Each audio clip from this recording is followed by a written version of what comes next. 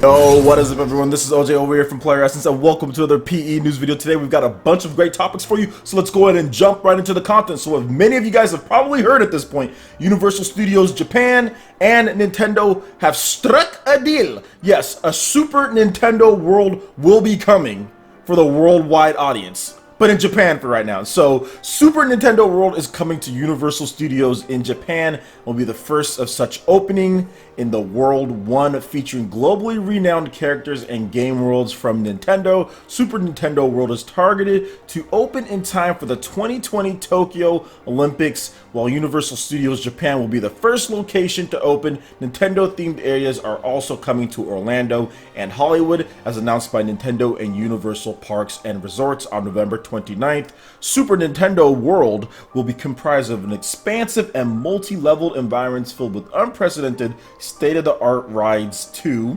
interactive areas, shops, and restaurants, all featuring Nintendo's most popular characters and games. Development cost at Universal Studios Japan is currently expected to exceed 50 billion yen. Super Nintendo World will be developed mainly using the park's current parking area and the part of an area designed for future expansion. Katsuhiro Miyamoto, professor emeritus of Kansai University, estimates that Universal Studios Japan, after opening Super Mario World, will bring economic benefits following its opening of approximately 6.2 trillion yen for the Kansai region, 11.7 trillion yen for Japan as a whole, and will create approximately 1.1 million jobs in Japan within a decade after opening. 3. Universal Studios Japan will introduce the wonder of the world-class Japan-based entertainment brand of Nintendo not only to Japan but to the world. Super Nintendo World will feature characters and themes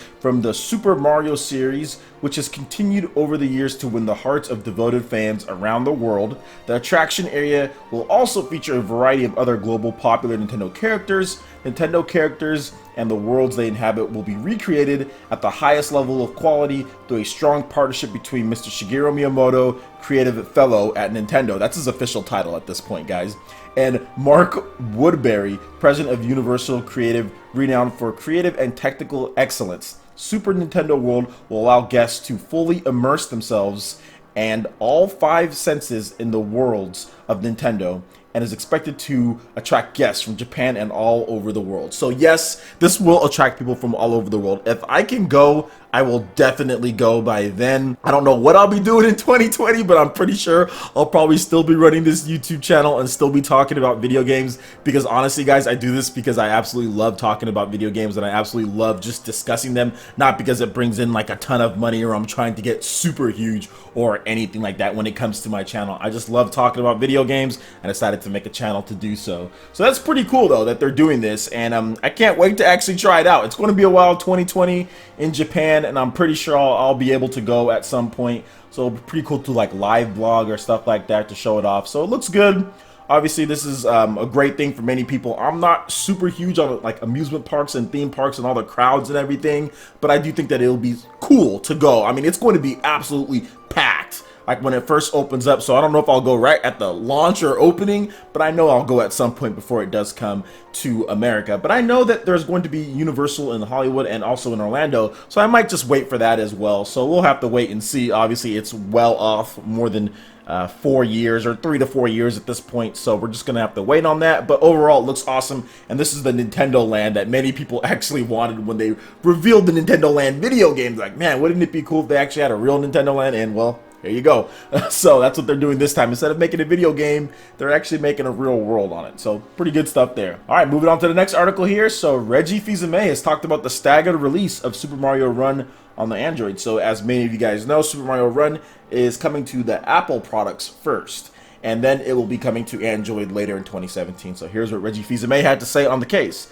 Quotations: in order to develop the game and make it special, we had to focus on one platform, and we decided to focus on iOS, iPhone, and iPad, Reggie told Bloomberg. And so, in the future, it is coming to Android. We've made the commitment, and something that will happen in 2017. So, Whether he was asked if he was alienating the Android users by launching the games initially exclusively on iOS first, he advised, "We don't think so because our focus is going to bring it on all of those devices as quickly as possible. For us, it's all about making sure the experience is great and making sure from a consumer standpoint that they've got access to the game. We see the market as all 2 billion plus smart devices out there, so certainly it'll be coming to Android platform as soon as we can." And like, people are making a big fuss and deal about this. Oh, why is it coming to iOS first? Probably because Apple paid them. I know Reggie's not saying that here, but I'm pretty sure there's some type of exclusivity deal that they marked. There's no way Nintendo would bring their biggest franchise over to one platform and for nothing, just like that. There has to be something they worked in place, but whatever. Wait, it's a freaking iPhone game, guys. It's a freaking phone game. It is not the next big Mario game or anything like that. It's just a freaking game where you tap on your screen. It's not that big of a deal to cry and complain, especially over a game that costs $10, okay? Just chill out, you Android dudes. I got an Android myself, okay? And I'm going to play this in 2017. I'm not playing it in 2016 unless I play it at my sister's house because she has like an iPad.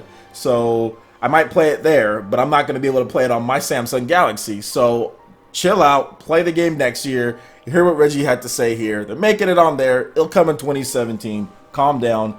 It's just a phone game where you tap the screen. Not that big of a deal. All right, moving on to the last topic here, and something that I really want to get into.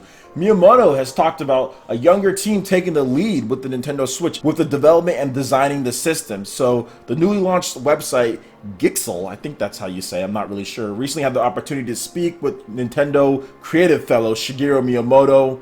And he offered up a number of interesting things in this interview, and the revelation that mainly that the younger development team was basically taking the lead with the Nintendo Switch, and say that they really designed the system, and really he took more of a back role instead of being at the forefront like he was with the Wii and the Wii U. Alright, here's his quotations on this. "There was a misunderstanding around my supposed retirement. Really, at the time, what we were talking about was giving more opportunity and more leadership opportunity to the younger people in the company. So rather than me leading everything, we were really expanding that role out to others and had come up within the company. Somehow that got misinterpreted as the fact that I was retiring.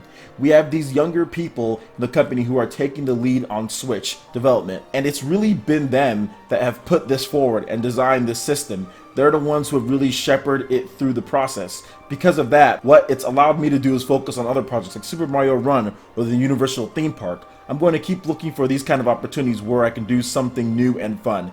And I think this is a fantastic thing. I mean, we already knew this was going to happen. They hinted at it. They've talked about it a little bit as far as the younger staff stepping up into leadership roles and taking on bigger projects and things like that without Shigeru Miyamoto. And I think that's definitely the way that Nintendo needs to go, because if you look at what the Wii and the Wii U did, yes, you have outstanding success with the Wii, but you also alienated many people who loved your systems beforehand. There was people, yes, who loved the systems beforehand, that like the Super Nintendo, that bought the Wii. Lots of people did. But at the same time, you set yourself up for a catastrophic failure with the Wii U, with the situations that they were doing, with the stuff that they did not include in the Wii and in the Wii U. They did not set themselves up for the future when it comes to adding features and functionality and things like that. And they ended up losing a large base of users, in addition to miscommunications with the marketing, in addition to not having enough core games out there, especially with the Wii U at launch with mini game collections and platformers. That's kind of what Shigeru Miyamoto was kind of going into that realm. That's what him and the old guard kind of pushed. If you look at the Nintendo Switch, look at how sleek that system looks. Look at the marketing that they're trying to do with it. They've completely about-faced when it comes to what they're trying to portray, what it's looking at. The Wii and the Wii U, very plasticky, very toyish looking, whereas with the Nintendo Switch, very sleek. Looks like a really big PS Vita at times. Like when you look at it, it's just so thin and it's so sleek looking. You can tell that people with more of a modern edge looked at the system and said, how are we going to design it and how are we going to make sure it's completely different from the Wii U, despite being an evolution of somewhat of the idea, or one of the ideas that the Wii U had. The main things with the Wii U was asymmetric gameplay, right, to where you can have two screens, one there in your hand and also one on the TV, but also being able to turn off the TV or not have the TV on and play a game, a full featured console game on the go in your house. Now what they did is they took that and they like upped it to like the 10th millionth degree and said, well, not only do you get to play this without a TV, you can play it like wherever. You can be anywhere. This is the system. So they took it a step further, but I think they took necessarily what was good about the Wii U as far as that tech, that transferring tech, how quick you can do that as far as between the TV and the screen. They took that, they built it into a revolutionary way, in my opinion, to where you can just plug it in, it's on the TV, take it out, and you can go with it. And they built something new and fresh, and something that's going to definitely be interesting for developers going forward. Not only that, but as a company, they decided that, hey, we really need to change what we're doing from our architecture standpoint. We need to make sure that we get rid of PowerPC. We need to adopt something that's a little bit more mainstream, that's a little bit more used by developers out there. So they have ARM and they have NVIDIA, which is a much better choice than what they did before PowerPC. So you have to give it for Nintendo, Shigeru Miyamoto, for stepping aside and letting him kind of do those other things. Because as great as Shigeru Miyamoto is, sometimes he doesn't necessarily understand the current market and what a current system needs in order for it to be successful. Obviously, he got that with the Nintendo Wii, but with the Wii U, he definitely made some mistakes, in addition to all of Nintendo's other staff. So I'm really happy that they let the younger team take over, and I think it's going to pay dividends if it does have all of those features, which is looking to have many modern features, and of course, the sleekness of it. We need to see the price, but I think that they have a clear message going forward. It's very simple. You're going to have standard controls for people who love the standard controls. There's not going to be any back and forth looking between screens.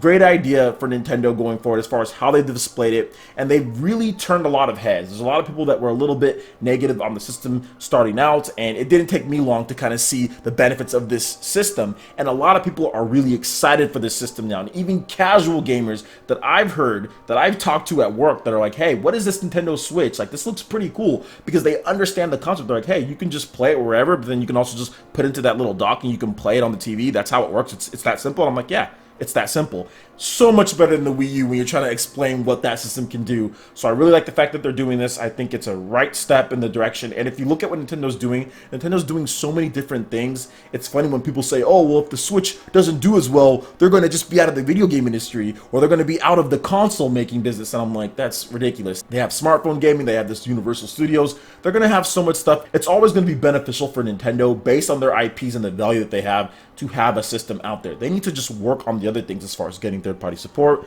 making a system that's better as far as specs-wise. They need to work on that and build upon that. And based on some of the rumors that are coming out, it looks like there could be a supplemental computing device coming in the future as well for the Nintendo Switch, in addition to the system actually being pretty beefy itself. So we're just gonna have to wait on that. January 12th is the day. We got about 1 month till that big Nintendo Direct / presentation for the Nintendo Switch, where we find out more information. So it's going to be really interesting to see what Nintendo has for us. All right, guys, that wraps it up for this video here. Go ahead and hit that like button if you did like it. Lets me know you guys want more content like this going forward in the future. And subscribe to PlayerEssence for more news, reviews, trailers, tips, and tricks, and everything in gaming. Thank you so much for watching, and we'll see you for the next video. Peace.